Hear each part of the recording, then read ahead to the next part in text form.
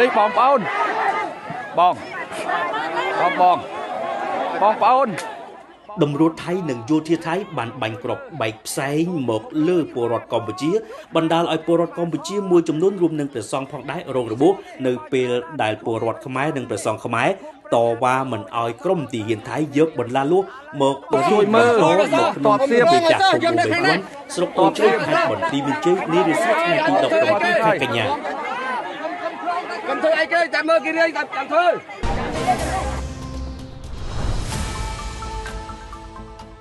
មានសេចក្តីរាយការណ៍ពីព្រំដែនខេត្តបន្ទាយមានជ័យនៅចំណុចភូមិព្រៃចាស់ថាទាហានថៃរួមនឹងប៉ូលីសបង្ក្រាបកុបកម្មរបស់ថៃដែលនៅក្នុងដៃពួកគេមានដំបងឆក់ក្របបែកផ្សែងក៏ដូចជាកំភ្លើងវែងកំភ្លើងខ្លីរួមនឹងខែលការពារផងនោះបានបើកការបាញ់ប្រហារមកលើពលរដ្ឋខ្មែរដែលបានតវ៉ាក្រុមទាហាននិងតម្រួតថៃ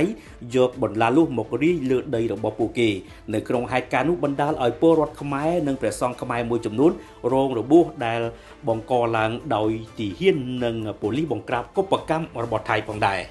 ហេតុការណ៍នេះបានកើតឡើងនៅរសៀលថ្ងៃទី17ខែកញ្ញាឆ្នាំ2025គ្រាដែលនៅពេលព្រឹកព្រលឹមទាហានថៃបានសុំចរចាជាមួយនឹងកងទ័ពកម្ពុជាដើម្បីរាយបន្លាលួសនៅក្នុងភូមិព្រៃចាស់ឃុំអូបីជាន់ស្រុកអូជ្រៅខេត្តបន្ទាយមានជ័យក៏ប៉ុន្តែសំណើនេះត្រូវបានបដិសេធដាច់អហង្ការដោយយោធាកម្ពុជា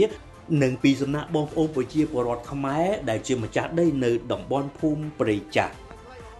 ក្រោយបរាជ័យនៅក្នុងការស្នើសុំការដាក់រាយបន្លាលួសមិនទទួលបានជោគជ័យទាហានថៃក៏បានគៀកោតម្រួតរបស់ថៃដែលនៅក្នុងដៃមានខែលមានដំបងមានអាវុធវែងខ្លីនិងគ្រាប់បែកផ្សែង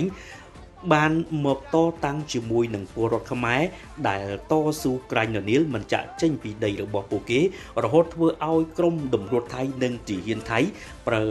កំភ្លើងបាញ់បង្ហូរទឹកភ្នែកបណ្ដាលឲ្យពលរដ្ឋខ្មែរនិងព្រះសង្ឃខ្មែរមួយចំនួនរងរបួសនៅក្នុងហេតុការណ៍ដែលបង្កឡើងដោយតម្រួតថៃនិងយោធាថៃទាំងកំរោលមកលើទឹកដីកម្ពុជានោះសកម្មភាពរបស់យោធាថៃនិងតម្រួតថៃនារសៀលថ្ងៃទី17ខែកញ្ញានេះត្រូវបានពលរដ្ឋខ្មែរក៏ដូចជាប្រព័ន្ធផ្សព្វផ្សាយរបស់កម្ពុជាធ្វើការថតទុកដើម្បីធ្វើជាភស្តុតាងនិងបង្ហាញទៅដល់អ្នកអង្គការអន្តរកាលដែលដឹកនាំដោយម៉ាឡេស៊ីថានេះជាអំពើដ៏ថោកទាបរបស់ថៃនៅក្នុងការរំលោភទំទានយកទឹកដីរបស់កម្ពុជាដោយឥតអៀនខ្មាសនិងបង្ករបួសស្នាមនិងបង្កនៅការបាញ់បោះចូលបូរណភាពទឹកដីរបស់ប្រទេសកម្ពុជាដែលជារដ្ឋអធិបតេយ្យមួយផងដែរ